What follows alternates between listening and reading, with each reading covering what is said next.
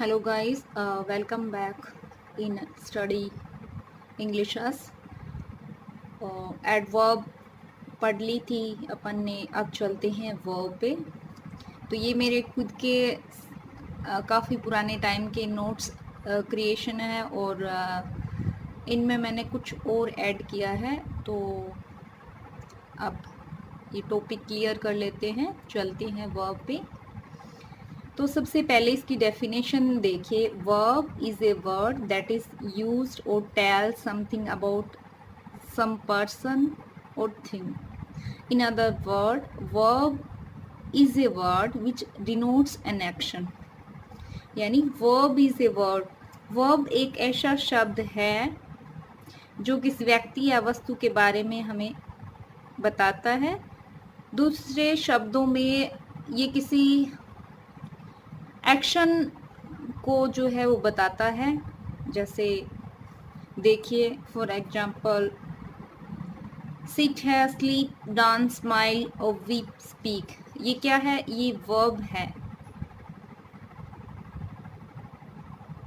Simple शब्दों में हिंदी में क्या होता है कि इनका हिंदी में जब हम उच्चारण करेंगे तो हिंदी अर्थ करने पर अंत में ना का उच्चारण आएगा। जैसे बैठना, लास्ट में ना आ रहा है। स्लीप, सोना, ना आ रहा है। डांस, नाचना।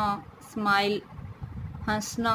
वीप, रोना। स्पीक, बोलना। तो इसमें ना का उच्चारण आ रहा है, यानी ये किसी एक्शन के बारे में ज़्यादा एम्फेसाइज करता है, प्रेशराइज करता है, अब एक्शन के बारे में बताता है। अब देखते हैं, काइंड्स पे आते हैं, काइंड्स ऑफ अ वर्ब।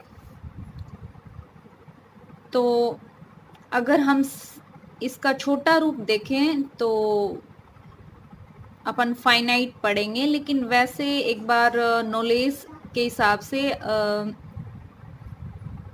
इसके सारे ही टाइप्स थोड़ा सा समराइज कर लेते हैं, देख लेते हैं। तो आइए देखते हैं काइंड्स ऑफ वर्ब। वर्ब के प्रकार। वर्ब कितने टाइप की होती हैं?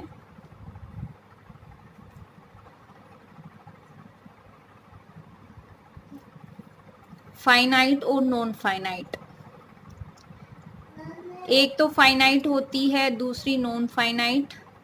फाइनाइट में देखिए ट्रांजिटिव और इंट्रांजिटिव, लिंकिंग और ऑक्सिलरीज।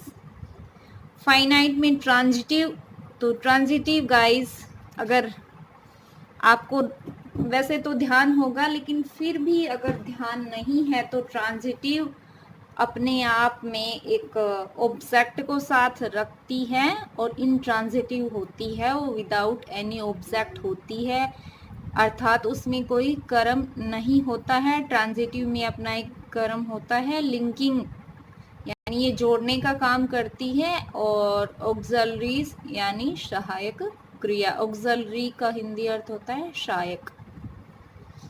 अब नॉन फाइनाइट का डिवाइडेशन करते हैं। नॉन फाइनाइट में इन्फिनेटिव वर्ब आएगी। इन्फिनेटिव देखते ही आपके माइंड में पिक आ जाने चाहिए 2 + V1 इन्फिनेटिव। और 2 के बिना जो इन्फिनेटिव होता है वो डायरेक्ट होता है, तो उसको बेर इन्फिनेटिव कहते हैं गाइस। तो नॉन फाइनाइट में इन्फिनेटिव के बाद में जीरंड और जीरंड के बाद में पार्टिसिपल। जीरंड में V1 के साथ में ING की फॉर्म लग जाती है और पार्टिसिपल जो है ये इसके और सब पार्ट होते हैं, जैसे प्रेजेंट पार्टिसिपल होता है, पास्ट पार्टिसिपल होता है, परफेक्ट पार्टिसिपल होता है। अब पढ़ते हैं गाइस की फाइनाइट वर्ब है क्या। तो चलिए इसकी डेफिनेशन पे। फाइनाइट यानी फुल वर्ब को ही फाइनाइट वर्ब कहा जाता है। जैसे a finite verb is a one that takes a nominative form. Its a form is changed if there is a change in the number or person of the subject or there is change. A tense of the sentence. These are called full verbs as they have subject their own. यानी finite verb ये होती है कि इनका एक अपना एक subject होता है और सब्जेक्ट के अनुसार सिंगुलर या प्लूरल सब्जेक्ट होगा तो ये सब्जेक्ट के हिसाब से चेंज होती रहती है।